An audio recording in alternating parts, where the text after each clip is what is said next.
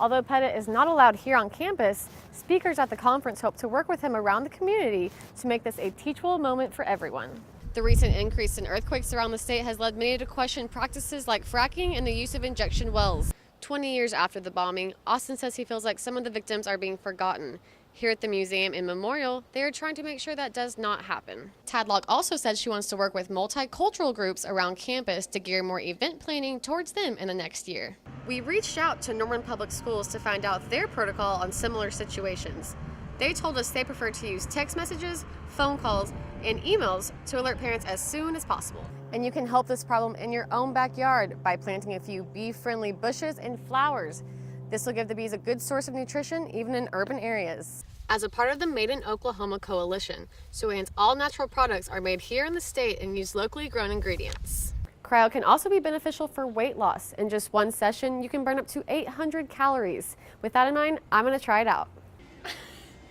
Yay! I survived!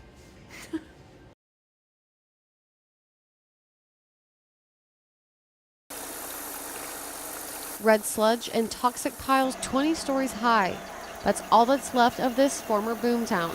Pitcher, Oklahoma was once the center of lead and zinc production. The town produced 75% of the lead for bullets and bombshells used by American troops in both world wars. At Pitcher's height in the 1920s, there were more than 14,000 people living here. But now, as you can see, it's a complete ghost town. By the time the mining companies moved out in the 70s, the damage was done. Basically housing interspersed amongst the mine tailings. That was not a permanent solution because, if I'm a kid, I'm in the chat piles, I'm running around everywhere playing, getting exposed to the lead. In addition to the chat piles, the town's water sources became laced with heavy metals, turning it a bright rust color.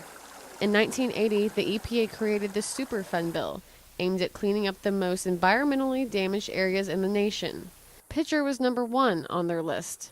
Despite spending hundreds of millions of dollars to clean up the mess, blood tests in the mid-90s showed that more than 60% of the town's children still had lead poisoning. Exposure to lead in children can lead to learning disabilities and autism. This information, combined with the possibility of sinkholes and building collapses due to vast underground tunnels, the EPA decided to move people out, forcing thousands from the town they call home. Nearly all of the houses have been bought out here in Pitcher by the federal government. All that's left now of these neighborhoods is concrete slabs and pieces of broken windows. Today, with only a few people left in town, the cleanup continues. The large pieces of material are being used to make asphalt. The finer material will remain on site and covered with new, healthy soil. Heavy metals are naturally occurring. You can't really destroy them. You can only physically or chemically contain them. The Quapaw tribe owned the land before the mining, and now they are getting a chance to revive their land by working with the EPA and the Oklahoma Department of Environmental Quality. It doesn't have to be this way. It can be stopped, and it will be. And there's a plan, and it's slow, but it can happen. Once the land is in better condition, they hope to use the area as a wildlife habitat. The water still needs a lot of work, but scientists are making steps forward. There's still a lot to do, but the most important part of this job is really done. And it will go on. It won't be finished until after I'm retired. Even though Pitcher is no longer livable, the town will live on as a valuable lesson on the immense effect we can have on our environment. Jennifer Sellers, OU Nightly. Let me start by saying that I'm sorry. Deeply sorry. I'm so sorry for all the pain that I've caused, and I want you all to know that directly from me. Levi Pettit broke his silence at a predominantly black church on the northeast side of Oklahoma City. One of 2 members expelled from the university for leading a racist chant asked for forgiveness. There are no excuses for my behavior. I never thought of myself as a racist. I never considered it a possibility. But the bottom line is that the words that were said in that chant were mean, hateful, and racist. Pettit was surrounded by a group of community leaders who he met with privately before speaking to the public. And I was just waiting for an apology, a face-to-face apology. And sitting down with Levi, I was just so appreciative. Although Pettit is not allowed here on campus, speakers at the conference hope to work with him around the community to make this a teachable moment for everyone. So I will spend the rest of my life trying to be the person who heals and brings people of all races together. That is what I hope and pray comes out of this. But the echo of the chant still lingers here on OU's campus. Pettit has issued his apology, but it could be a while before he is forgiven. Jennifer Sellers, OU Nightly.